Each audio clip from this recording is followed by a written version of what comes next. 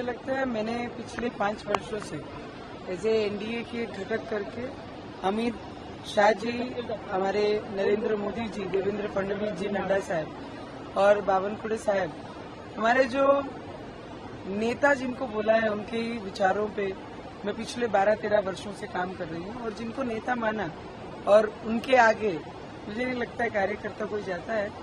और नेताओं ने कल फैसला करके मेरी उम्मीदवारी अमरावती से जाहिर की, तो उनके लिए उनका दिल से मैंने धन्यवाद किया, क्योंकि अमरावतीकरों की आंखों में मैंने बहुत दिनों से, बहुत समय से देख रही हूँ कि उनकी इच्छा है, क्योंकि जब से लोकसभा शुरू हुई है तब से आज तक कभी भी कमल अमरावती जिले में बैलेट पे नहीं आया है। तो उनकी इच्छा हमेशा से थी कि देश के साथ जब देश की एक उम्मीद चलती है तो अमरावती में भी वही सिंबल आए।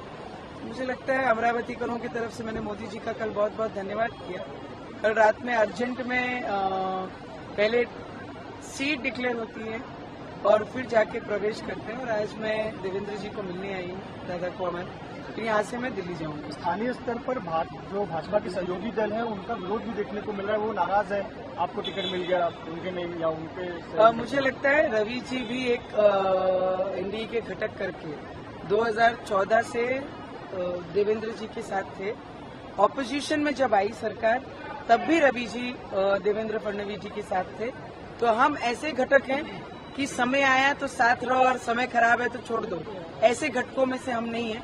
पर फिर भी मैंने सभी को विनती की, क्योंकि सभी हमसे बहुत ज्यादा सीनियर है, तो मैंने एक उम्मीदवार करके और एक बहुत जूनियर उम्मीदवार करके मैंने सभी को हाथ जोड़ के विनती भी की कि मोदी जी के जो सपना है देश में अब की बार 400 पार और 400 में एक अमरावती हो, इसके लिए जितने भी एनडीए के घटक है वो मोदी जी के सपने के लिए और अमरावती के विकास के लिए सब एकजुट होकर एक मंच पे आकर एक साथ काम करें। अमरावती में 2 नारे गूंज रहे हैं, एक ये गूंज रहा है कि एक बार दिल से नवनीत राणा फिर से, और दूसरा भी नारा ये भी गूंज रहा है कि मोदी तुझसे बैर नहीं, नवनीत राणा की खैर नहीं। मुझे लगता है जब तक मतदार नहीं ठहराते क्या करना है, क्योंकि पिछले 5 वर्षों से नहीं 12-13 वर्षों से मैं जनता के बीच हूँ और जनता के लिए काम कर रही हूँ।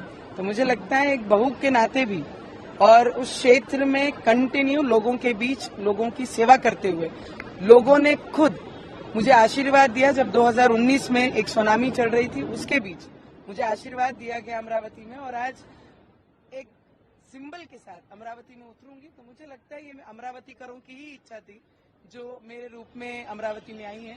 तो मेरी जनता मुझे बहुत सारा प्यार और बहुत सारा आशीर्वाद मेरे साथ रखेगी।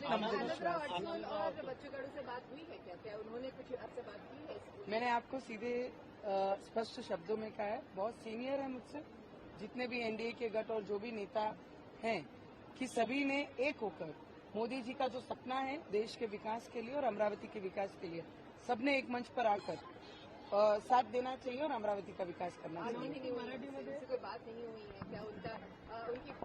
उनकी जो भावना है उनसे आप जैसे सुने हैं वैसे मैं भी सुन रही हूँ मीडिया के माध्यम से, पर हमारी कोशिश जरूर रहेगी कि हम सब साथ में आकर मंच पे मोदी जी के सपने के लिए और इस बार 400 पार के लिए काम करें।